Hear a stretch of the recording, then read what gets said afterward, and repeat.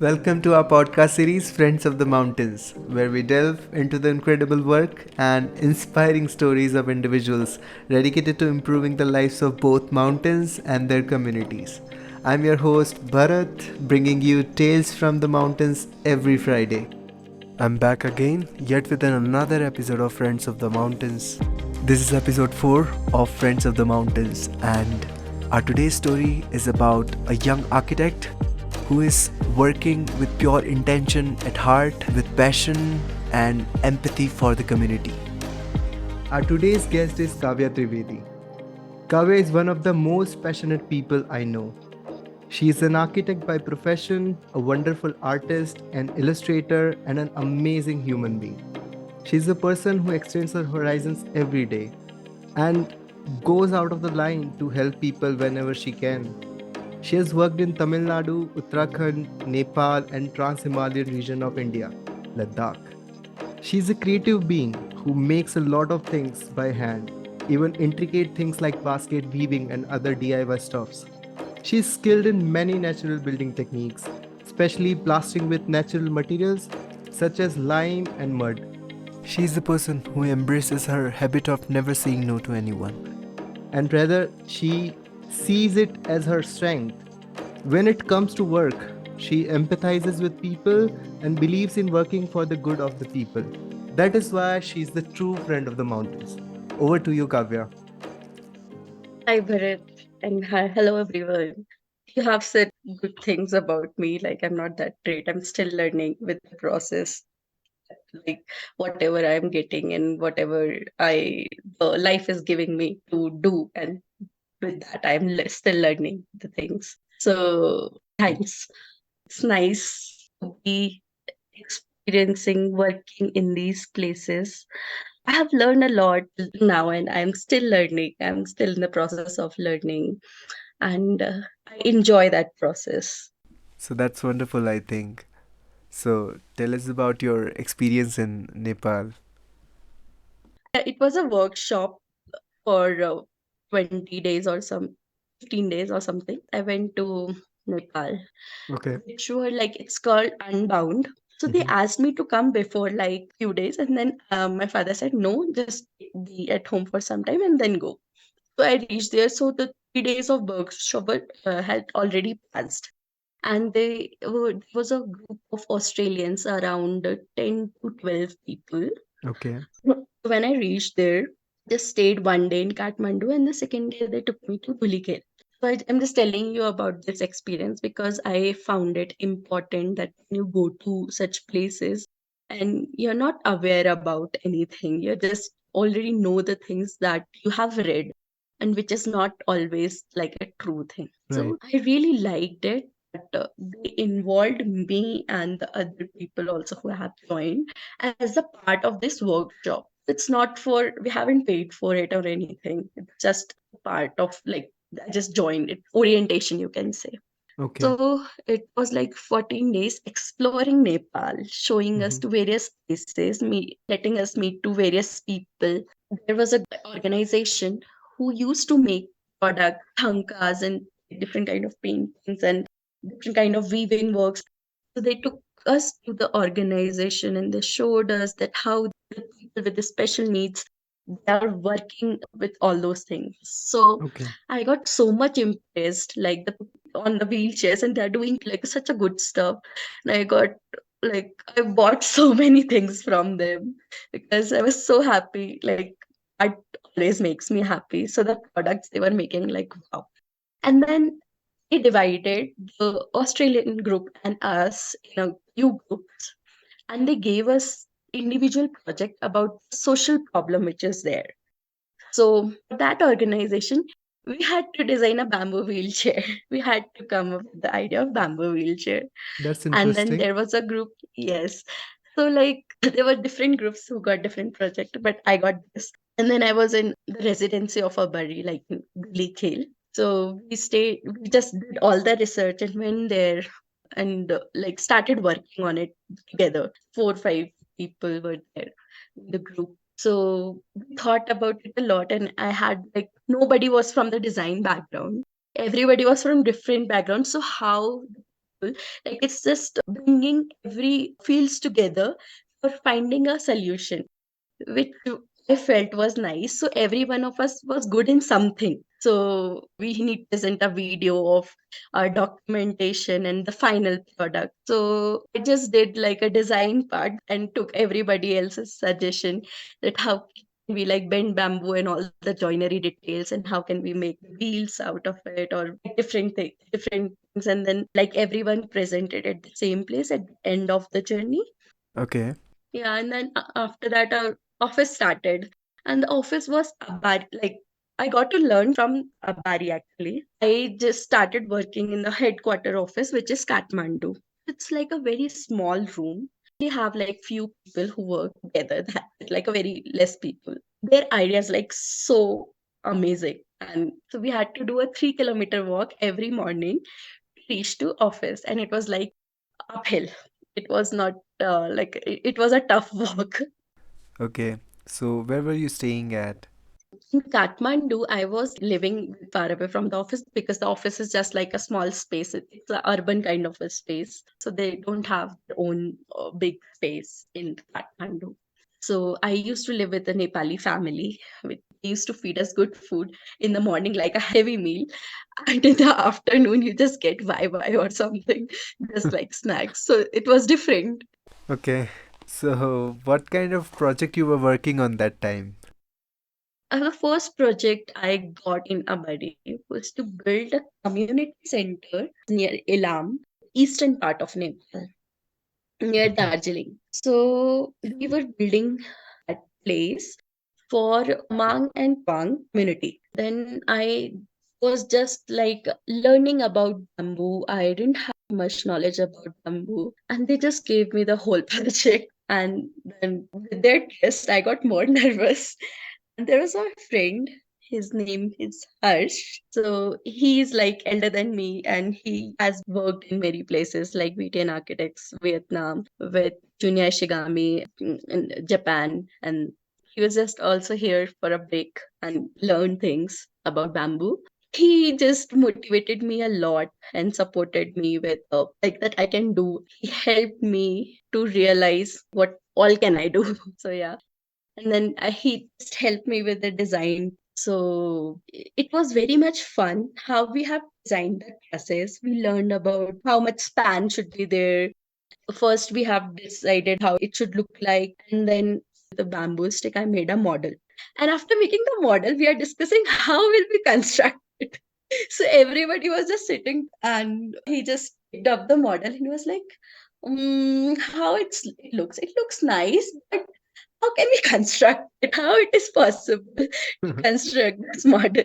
Like this is actually so everybody was giving their opinions. Doesn't matter whether the person is experienced or not, and everybody is equally valued. So like will appreciate a lot, and from there I got the motivation or like strength that yes, I can also do something. So after that, he just asked me, okay, Kavya, there is a very amazing artisan of bamboo. Something he said, and his name is Jodha. So I was like, Jodha is a female or male? And he just asked me to wait for a week because Jodha went to some marriage function, and then he will be back by a week. And then after that, I have to go to Ramnagar in Japan, where they have a proper workshop area with a house, bamboo house, and a farm and everything. Oh So wow. asked me to go there and do it like a one is to one physical test model, like at least one. Because just we have did a small model, and then after making 1:1 scale, like a actual one test, it will help us to visualize. And I didn't know about bamboo joinery details much. Like I know that how it is, but I never worked on it really like physically. So I just went there after a week. It was like a bad road. It's so bad road with so many people in the tempo. Yes, I reached there and I saw the workspace was so beautiful. It was going to be my house for the rest of the months until I finished the actual design. And I was the only one who was living there, like with ground floor, with a ground floor has the kitchen and like a bamboo jalis with wattle and daub walls. Even the bathroom was like that. So with the wattle and daub walls. So like it was so much fun. And the first floor was a bedroom with an amazing view and the thatch roof. So I was happy and so much amazed by seeing that. Oh wow, I got such a good house alone. Wow. Okay, so tell us about your experience working with the Nepalese community and what was your major takeaway? When I reached Ramnagar, as I told you, and somehow, like, I learned the joinery details, making fish mouths and how they treat the bamboo. There was a bamboo treatment plant, and the artisans were from Bihar and Nepal. So I actually learned from them a lot, Mm-hmm. and then the whole day I just used to spend with them and their kids also. So sometimes their kids used to come and like they asked me to teach them something after their school. So I used to have the fun time after in the evening with them. So the work was never like work there.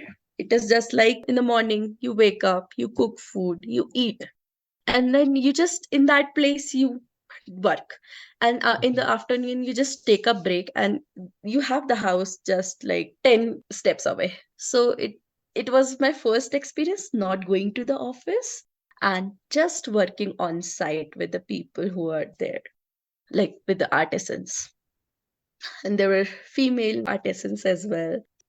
It was like I even used to spend time with them so much after the work. We used to have fun, and I was also into like learning farming from them.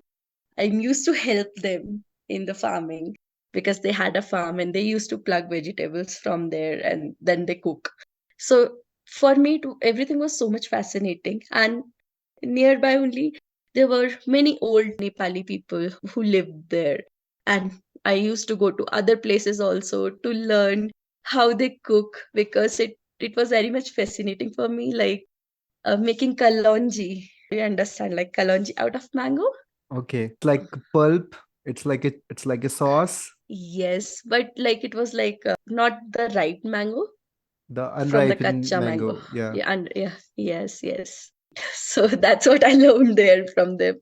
And learned many more dishes. And they used to cook very spicy food, which was like, and I love cooking since always. So I just think that what I learned from living there in Ramnagar, that architecture is not just designing building, it's a way of life, like way of living. That is architecture.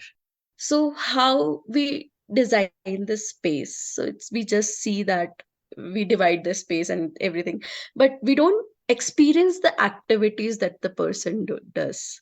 So the whole space was so organic that it gave the chance to interact with the communities as well. Like we used to have fun even in the mud pond that we made for soaking the mud, like a huge pond, like for the cob. So cob is like a mixture of mud and straw for our listeners who don't know what cob is. So it is used to make walls and often used to make plasters and used in construction technique as such. Yeah, go on. Yeah, it's like it is so much fun playing with the mud and working with the mud. It doesn't even feel like a work. It's just we are playing and playing and building. So I have learned from the artisan. I feel that they are my teachers actually.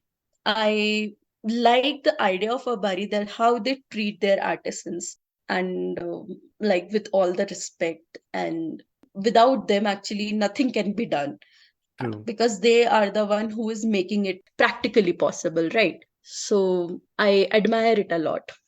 And after that, they just sent me to the site in Jhapa, Surunga, to start the construction. So I went with the artisan, Jodhadai from Bihar, but he lived in Nepal. I went there and then I had to train the women of Tama and Tawang tribe so that they can do the construction because we were building for them. Tamang and Tawang tribal people are the people who used to, like, Tamang people are used to live in the forest areas, and they are very much aware about the medicines that we get out in the forest, like every plant and jari booties. Some people cannot even speak Nepali or Hindi. It was very difficult in the starting to communicate with them properly. But me and Jodhadai had to organize the workshop for all those women. And there was a project manager as well from the same place. I used to live with her in her house. And she used to manage like bringing all the women and contacting all the women because I couldn't understand the language. And then I just learned all those techniques when I was in Ramnagar. And after coming here, I wanted to help the artisan so that I can teach all the women. So we organized a workshop for 10 days for all the women.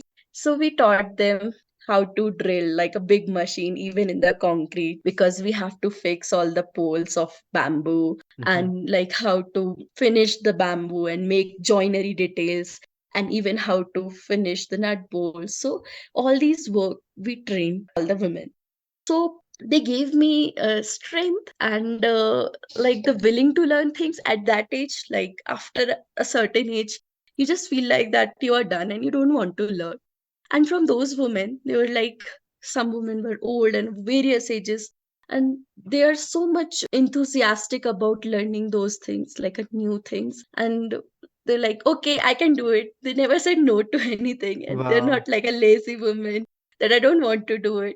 They're like, okay, it's just you have to be a learner at every age. And so, yes, after we have taught them, we started the construction in the process of the workshop only. Right. So the whole building, except there were just two males were there, the whole community center was built by the women. So in between, it was in the month of March, COVID, and somehow we got that it will be like a lockdown and we have to stop the building in between. So it almost truss and everything was done. So we just have to do the walls and the bamboo mats over it. It was just my first building, I'll say, which building or the structure that I designed with the women. Cannot So much even. of the learning that came from this project, I guess. And like I've also noticed that you've been living with a lot of locals and people from Nepal, and you were staying with them in their houses. So how was your experience like there, and what all problems that you observed through your designer's lens? Nepalis are just so sweet, I'll say, like literally so sweet. They don't complain much and they accept the way we are. That's what the most important thing that I like. And plus, one more thing I will just want to mention that in most of the places, being an architect, a female architect, so it's very like people don't even consider your thoughts for what you want to do or why are you thinking like that, and you can work on site. Nobody trusts you on that, being a female. That's what I have experienced before. And it's very difficult in India, like when I was in Chennai. So I have experienced like, yeah, they will just point you that you are a female and you don't know, so don't talk about all these things, that how it should be done. So here nobody just made me feel that being female is bad. And even the workers, the artisans, the women that we have taught, they are like more powerful, that they can do anything like what a man can do. So there was nothing like a gender difference was there. And I don't think that if I have worked in here in India, that I would have got the chance to get so much trust by somebody that yes, you can do it. So that was like an emotional thing, I will say, because it's bad that we experience it, but those people are not very much educated. And like even the village community, I'm talking about the villages and the tribal people, and they're like so much aware about so many things. So, which I just felt like there's too much to learn from them. It is not the education who make you more like a mannered person or something. I agree with So you. Yeah. So even like yeah, talking from my experience, I've also observed, the way you are talking about women in the field, and how like men and women are working like hand in hand, matching shoulder to shoulder. So it's not about like, highlighting this thing that like women oh, women are working. No, it's like it's more about like the inclusivity, and it never even occur to them like that this is the work that women can't do, or this is the work which is just meant for men. And I've been to various mountain communities, and I've observed this single thing which is like common throughout, whether I talk about the mountains in Sikkim, or if I talk about, Uttarakhand, or even in Ladakh, or like Himachal, everywhere, wherever the close knit communities are there, women and men both are like, there is no difference when it comes to work, and everybody can do everything. And that's really great, and that is something that most of us should, learn, that it's not about highlighting that this is something that women can't do or can do. This is about like making it neutralize, right? Yeah. Yes, yes. So that's what everyone have to think like that, no? Yeah. So what happened like after the lockdown? Did it And then, continue? yeah, after the lockdown, I was like, okay. One of my friend called me, ki, Kavya, just let's go home and don't stay in Nepal. Can be like a long lockdown. And then I thought that, okay, I'll go. But there were no flights. Flights got cancelled. So we thought, me and my friend Harsh and Alan, we, three of us are there from from India. We thought, okay, we'll go together in the bus and we'll cross the border from Gorakhpur. As soon as I reached Ramnagar, it was like overnight journey. As soon as I reached there, it was like heavy rainfall and we couldn't go. After that, it was like a complete lockdown and we couldn't move. So all of us were together in Ramnagar, Abari's Bamboo Treatment Center. Okay. And there they have a workspace and the farm where I used to stay before. Somehow, like, I was living in the farm and with very nice people around, so somehow we used to get like every day something to cook. All three of us used to cook together because we're like too many people, and if we eat with the artisans, then they will get the more burden on themselves. So yeah, like it was fun knowing all that, and we could even go for the walk in the evening to the mountains and to the jungle. There was a very beautiful jungle though, like Chitwan jungle. So they had like so many rhinos. Yes, so, and even in the lockdown, I can work, like I can experiment with the bamboo and understand bamboo as a material more. And yes, I got to experiment with the material more, and I designed, and yeah, I created many products for myself. Like I made a bamboo spoon, like carving it for long because I had so much time and nothing to do. And then making some shaky chairs because it's like, okay, it's not perfection, then we have to make another. And study understanding the ergonomics, how it works for everybody. So I designed, we made chair, pencils or soap trays or like those. So it was fun and everything was so nice. So that's how I'll say, no, that architecture is a way of life. It's not Right. only designing buildings. So yeah, at that time I got so much aware about all these things. And yeah, I read a lot. I gave myself to make natural colors, asking the locals that how they used to do it before previously, like it was nice. So how was things back at home? My parents were like, okay, Kavya is stuck, and they were like so much worried about me. How am I coping up with it? And because they were like in the city and they could not even get out of their own house, and there's no greenery or nothing, it's just they're stuck. So they used to feel the same for me, and I had nobody from the home. So I might be feeling alone. But I had the nature. I had the river, I had the forest, I had the mountains, and I had the very nice people around. So moving on to your journey or experience in Ladakh, would you like to share something from that? After coming to Hayal, I got the opportunity to learn about passive solar buildings and how it is helping the community. People are not aware about passive solar at that time. People were not aware about it.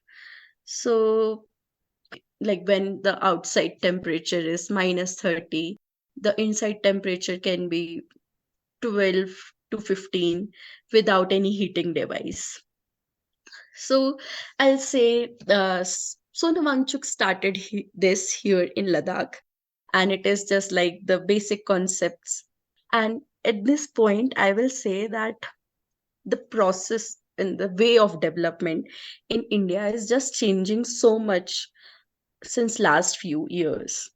So they only have that making pakka houses or using concrete in their structure is just better, and they have made IS codes and everything for concrete only, because they consider that's the best material and the strongest material, and they don't consider, like, when the lifespan of concrete is just 80 years.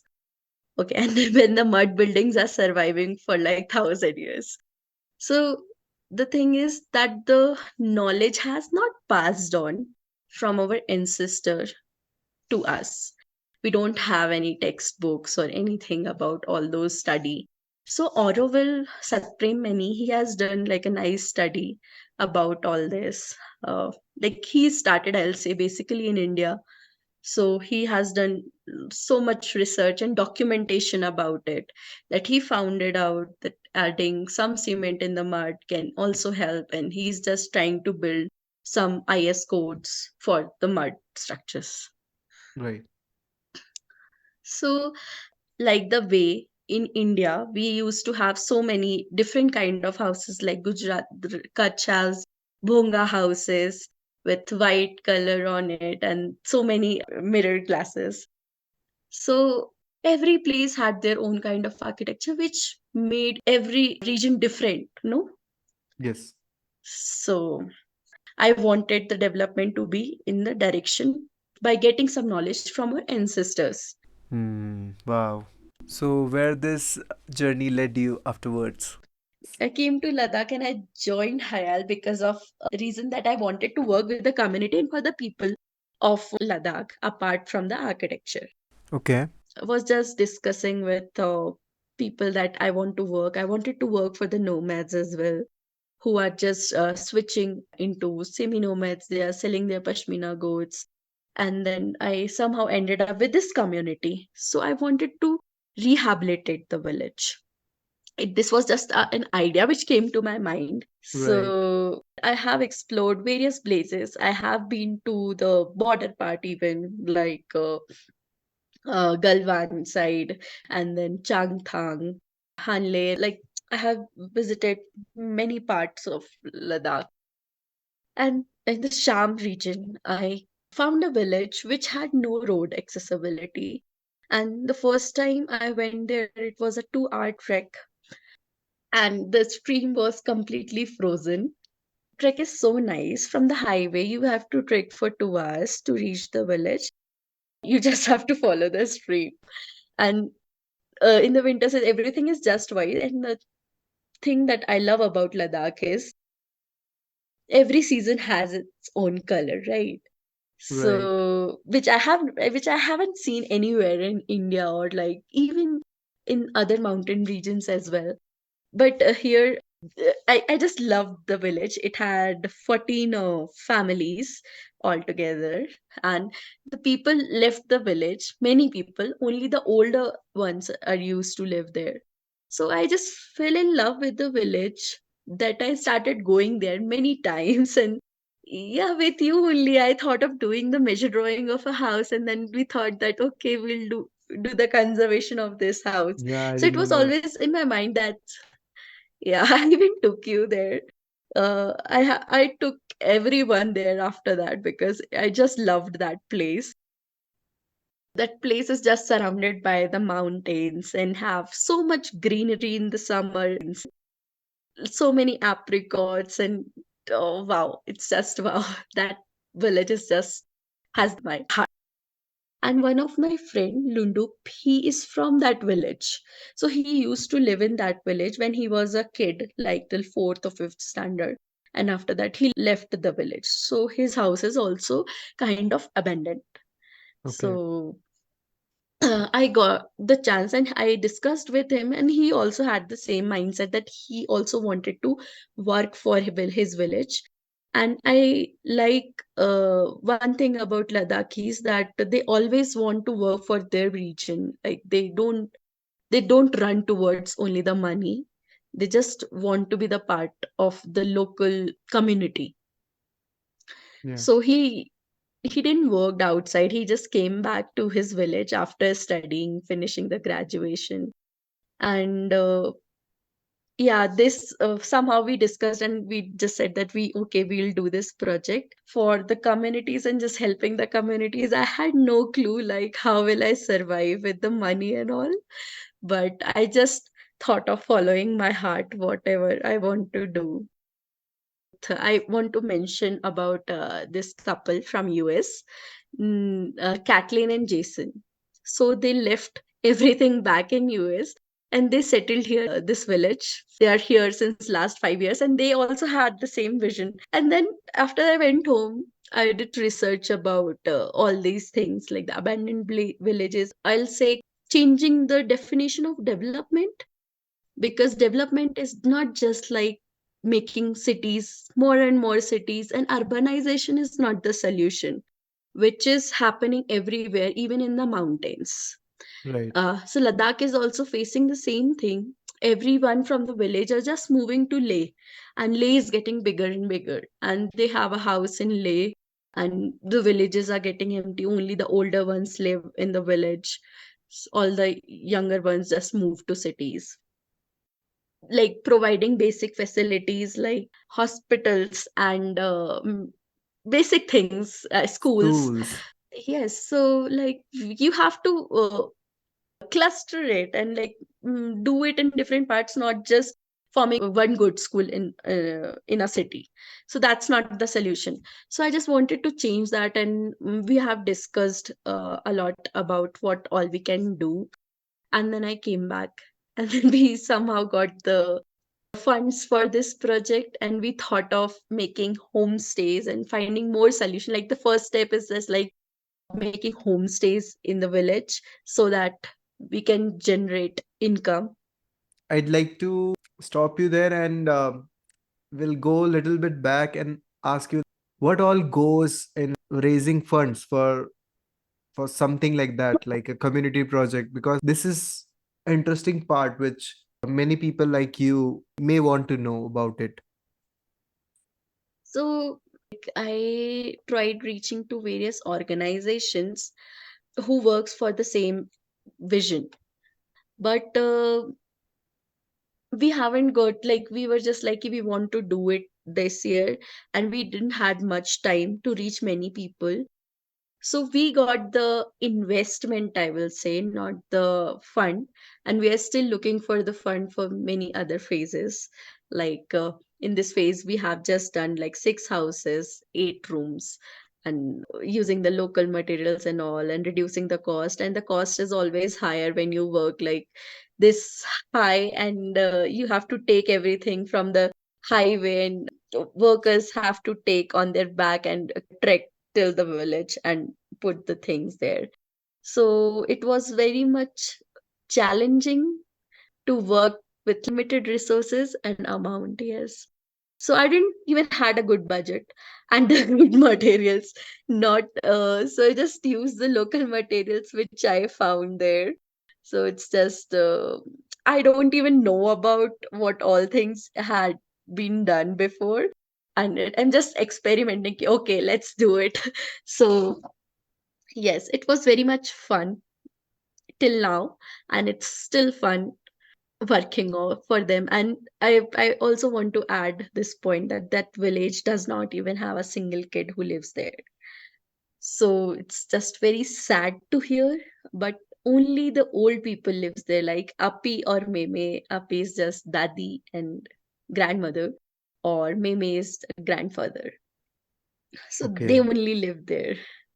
So when I became the part of this project, doing measure drawing and designing those things, so I wanted them to involve how they think.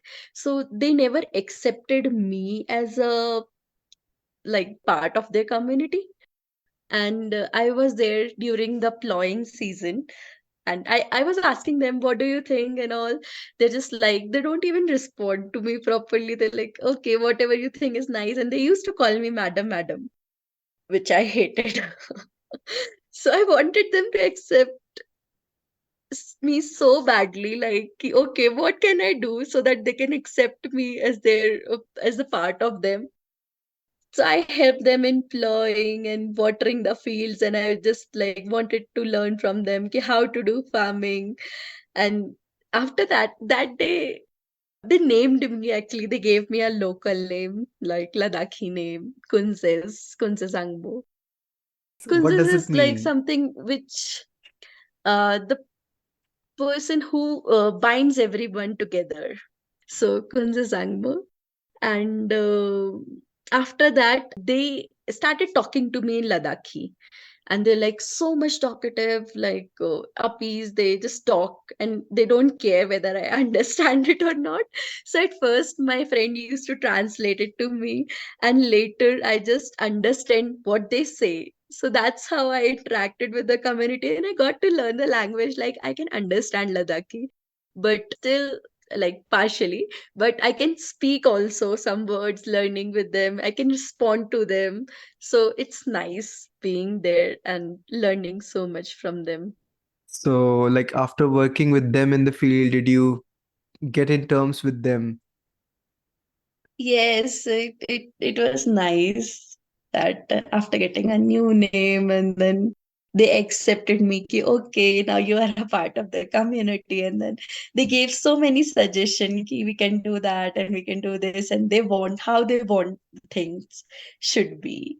And like everywhere, I just try to involve the community, even like making the furnitures. So we cannot take the wood from the plains, and they don't have like wooden planks. So I had to design the furniture only just willow sticks. Then I just designed and asked one local artisan who worked with wood. He mostly not live in the village. Only his wife live in the village, and he goes out to work from places to places. And then sometimes he just come back during the season, like during the plowing times or during the harvesting times. Right. But I thought that I will make this project like as the part of bringing back people to the village. So it's just not like renovation or just doing designing things. It's, I'll say, I wanted to do things. I The community should design it. Community should come out and bring the solution for their problem. So I involve them as much as I can. And that's how I gave everything to that artisan, that, okay, we'll make everything out of willow. It might not be that much functional, but that's what we have here, right? And that is like practically possible right now. So we just used willows, like asking them, ki, okay, they have so many willow sticks, and they just use it for fire because they cannot sell it from the village because it has no road accessibility. And the trek is so beautiful, but you cannot bring and take this stuff from down to up multiple times, right? Everybody gave their willows for making the furniture, and it costed us nothing because those woods are just waste. No, it will be used for burning, and they are just preserving that wood for years, and they're not able to use it properly. Right. And it's just no costing, only the making charge is there, which is so much fun. And it's nothing like a wow or like very standard or very lavish or something design. It's made by the locals, and they designed it, right? Is that where you So learned your weaving skills from? yes, weaving skill are also the part of it. This thought was also in my mind, that the craft that people are losing, and because the product that they used to make with that craft is not in use anymore, so it's just getting lost. And I'm trying to find the people who do basket weaving since many years, and I'm not able to. Only some memele are there who knows basket weaving, and they are not ready to teach because they are old and they don't find it meaningful, right? So somehow I found one memele in that village, and he's like, okay, he's an artisan too, who used to do carpentry work, like wood carvings and all, and his joinery details are awesome.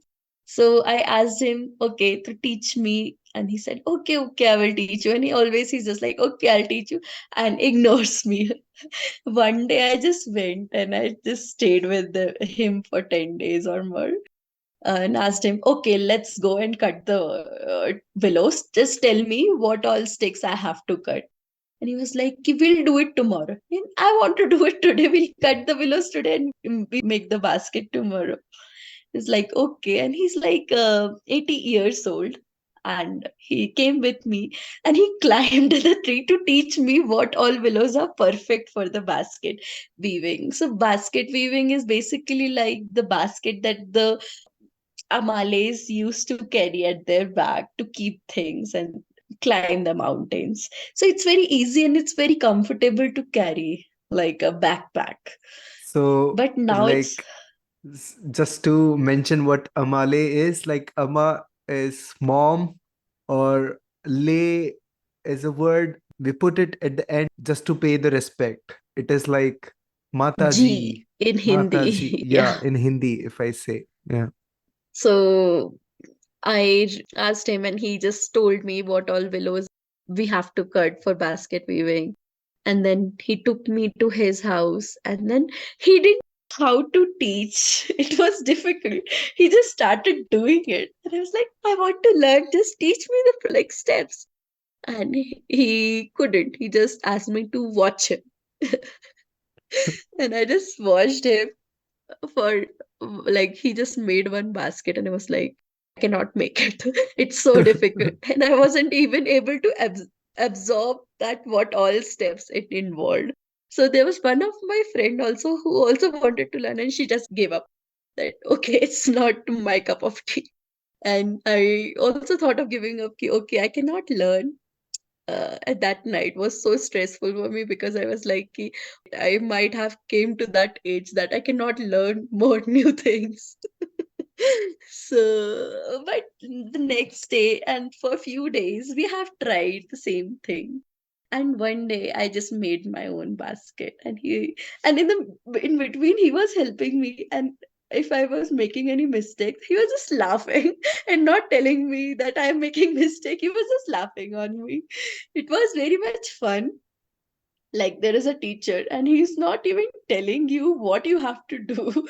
You just have Wow. to absorb and look at him so closely that He seems like Poe from Kung Fu Panda 3. Yeah, where Poe has been assigned with the task to teach his students, and like he just couldn't do. It's like, what should I do?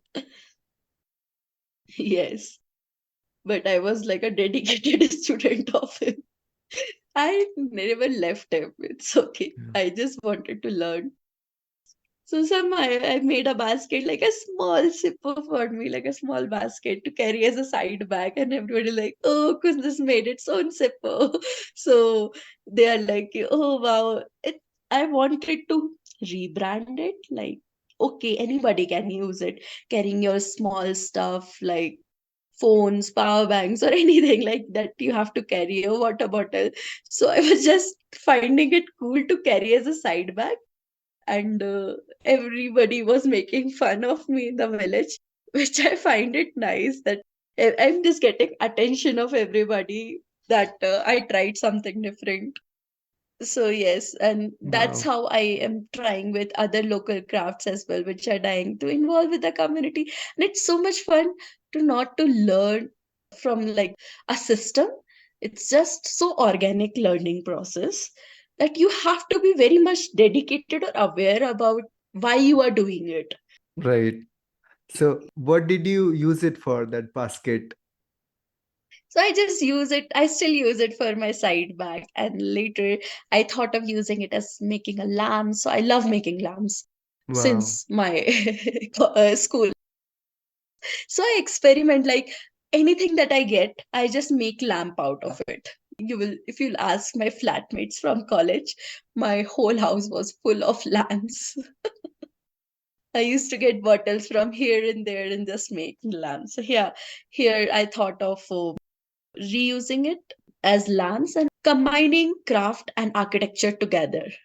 So it does not look like that it's only art. Like previously also it used to be combined, it was never separated, and that's how art is getting extinct and we are getting a new definition, and we call it minimalism or contemporary architecture, which is just reducing everything, and I want to bring all those details back.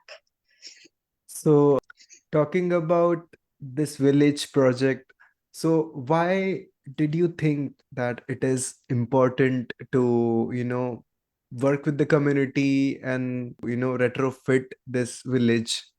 What were you aiming? Mhm. So nowadays, people don't realize what they have. They're just running towards a lifestyle that they see and of somebody, and they have like expect to be there, and they are not able to realize that what all precious things they have, which the outsider realizes. The people who are coming, like travelers who are coming from the western countries, they value these things because they have seen like the worst of the development, right? So many people come back and they want to, I'll use the word degrowth. They exactly don't know the meaning of growth. So the definition that we have of growth, so that's how we will term it degrowth, because we want to move back towards the village and whatever we have. Right. So we invited UNDP, we collaborated with UNDP to teach the villagers how to host people, right? So it was a workshop of 2 days with all the Amales and Abales. They were together and do they asked in that one activity, they asked them to draw the resource map of the village. Okay. So it was very much fun seeing them that how they were drawing like in a huge chart, and they were discussing, no, the tree is here. Okay, the house is here. So it was like a trail that they have designed. So the most important part of the map was having no road and having a beautiful trek. So realizing that that's the most important thing that you have in the village, right? Right. And all other resources, and that's how we found out what all problems we have. And seeing all the wildlife like redux, majorly urials, snow leopard there, so there might be something, that's why all the animals are coming there. So it's somehow good to be disconnected by the city, and also at the same time it's not also good, like it has many problems. What if somebody is suffering from something and they're not even able to go down and go to the hospital? Yeah. So as I said that I wanted to change the definition of development. Development is not what people think right now. Okay, for me development has a different definition, that preserve your own things and just accept all the technologies and amalgamate it with the culture that you have, the tradition that you have, and doing it in a sustainable way. And finding job is not the only solution. You can create your own job, Wow. right? Yeah. So villages are, you cannot just always complain that you don't have job or you're not getting employment or something.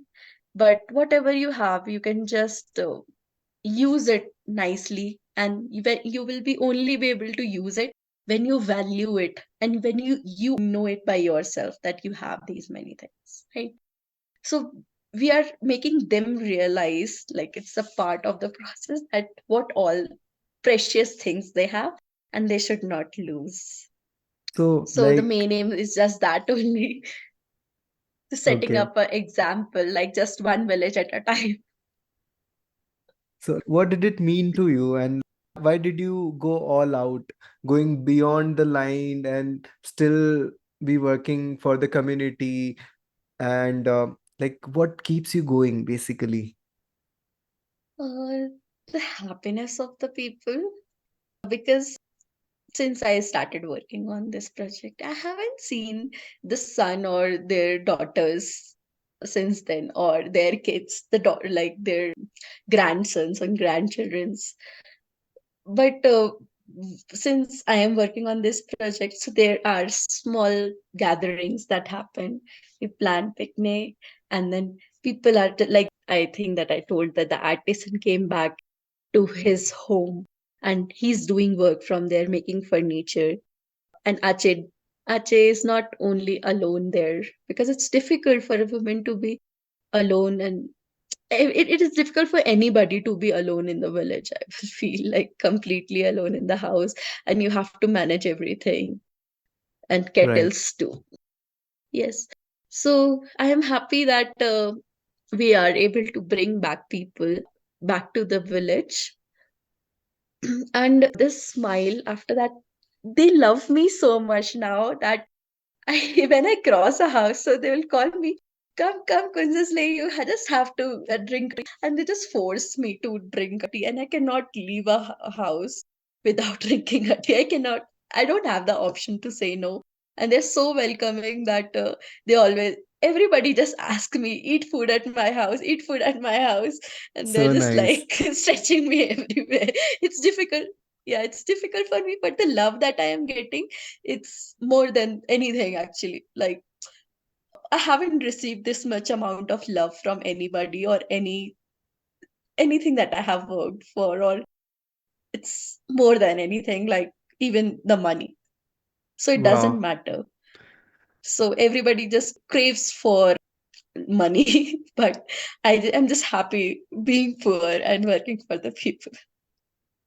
Yeah, that's such a nice thought. I mean, like, I've seen so many people, making fortunes in their job, but like actually not happy. They are like just beaten up with lethargic hours that they have at office, and just come back and lie down. They don't even get time to cook their own meal. And it's not about just cooking the meal, but then not enjoying the life that way, the process, being with loved ones, seeing someone smile because of your work. And then ultimately, after a few years, they run after the retirement and like look for happiness here and there, which they have already, have lost somewhere in their job. So it's not Yes. about like there is no right time for you to, to work and then be happy afterwards in life. It is about like balancing both the things. And sometimes it is the love and support and the connection with the local community that, like when you have all of this and you have the right intention, everything will like fall in place automatically. It will take some time, but like you'll be happy throughout the process and you'll eventually get money. Ye- Yeah, and the thing that I noticed, like I'm not working for the money, and I'm not getting any money because I am doing this project, and it's like a very budget tight. So I cannot complain to anybody that my boss is not giving me money, and I have those kind of complaints. It's just I'm not even getting those things, because while living in the village, you're just have enough of everything, like the food I am getting, the stay I am getting, and love I am getting. So I don't need more, right? So that's what, like, the change I have seen in me. It's okay. You don't always have to run for behind the money. And like it's difficult to make it understand for the family. Yeah. They're just like, okay. So it's quite difficult, and this taking this step is not easy task, not at all. But when you do it, it's okay. They will understand with time, and they might not. Then also it's okay, because that's how they have seen in the world till now. No. Right. So, but like, how do you sustain, even if there is like not lot of money involved, but you'll still have to sustain, living in some foreign land. It's not even your land, and you are away from home, and you have like all those I hidden don't things. feel like that I am away from home. I actually don't feel like that way because I have so many homes now. So everybody's so welcoming. I like we people earn money to survive, to eat food, to have a place to live, and I'm getting all of that with them. Right. So actually, it was never like this before. I was too much demanding that I need this, I need that. So while being here, you don't even have a shop. You cannot even go to buy a Maggie packet or chips packet or anything, right? So I just made myself, and I didn't put much efforts into it. I just don't need all those things, and my requirements, my necessities are very less. Right. So it's just I don't even buy clothes, and I just wear same clothes for 4 5 days and then change clothes. As I have 2 3 sets of clothes, which is okay. Like nobody's noticing me. They love me the way I am. So I don't have to pretend or become something like which I'm not. Okay. But do you believe that someday money will eventually follow? Because, like, ultimately, you need money for other things like medical emergency, or like, just getting through the time when you have hard time. Sometimes you'll need money. Yes, obviously, you need money for the survival. You have to pay your bills like home electricity bills and phone bills and all. So you need money. You cannot say that you can survive without money in nowadays. It's very difficult until you have your own land and own farms and everything. So you're growing your own food and cooking your own food. So you're not dependent to the outside world. Then it's completely fine not to earn much money. But when you're just doing it when you don't have anything of your own, then it's quite difficult. And I feel that eventually I will find the way to earn money. Like it will eventually fall into place, everything, because whatever I'm doing is for good. Like so it will eventually fall, and plus for the survival I have so many skills. So I believe in that somehow I do illustration, I do graphic designing and all. So I partially take those projects as well for the survival, and I do illustrations, I sell my artworks. So I can use that for my survival. I will get enough money, and then as a savings for any emergencies I will get with time. It's gonna be okay. So, last thing for today. So, what is that piece of advice that you'd like to share with the people who are out there and would like to do the similar kind of work that you are doing?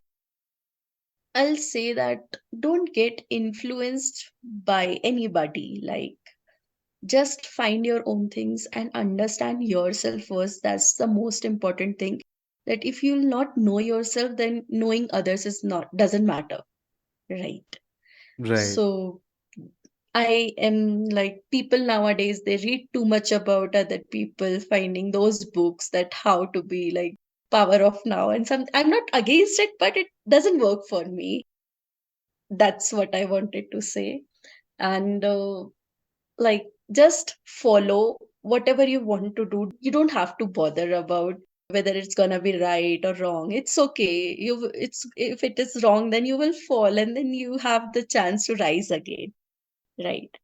So Right. you don't have to worry too much about whether it's gonna be right decision or not. In the early ages, you have to let yourself free to experience everything so that you will know what is for you, right?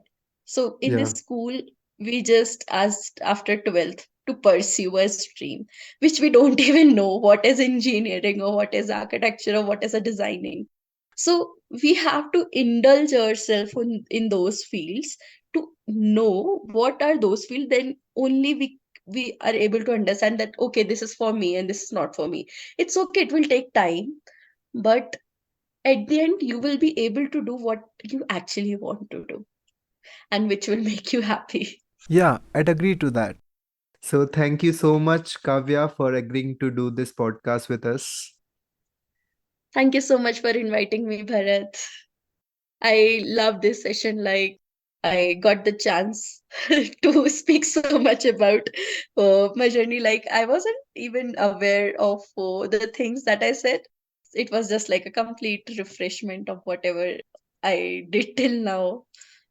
So I am like happy about whatever till now, like whatever I have received. I'm glad we could do that for you. Yeah, thank you. So that was Kavya Trivedi, and her work was phenomenal. And it's for people like Kavya and other friends of the mountains that I started this podcast. So I'm very honored to share their work and bring forward their stories. I hope you are liking it. So let us know about our today's episode on our email ID friendsofthemountains.info@gmail.com. You can reach out to Kavya Trivedi on the details I've linked down in the podcast description. In case you haven't checked out our previous episodes, you can check them out as well, and do support us by sharing it with your friends. Also, our recent episode was about Shruti, a transdisciplinary designer transforming young minds in the mountains of Ladakh. So don't forget to listen to that episode as well. You can follow us on Instagram for exciting updates at Friends of the Mountains.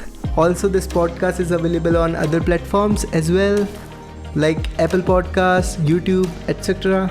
You can reach out to us on our Instagram page at Friends of the Mountains. You'll find the relevant links in the podcast description. I'm your host Bharat signing off. I hope to see you next time.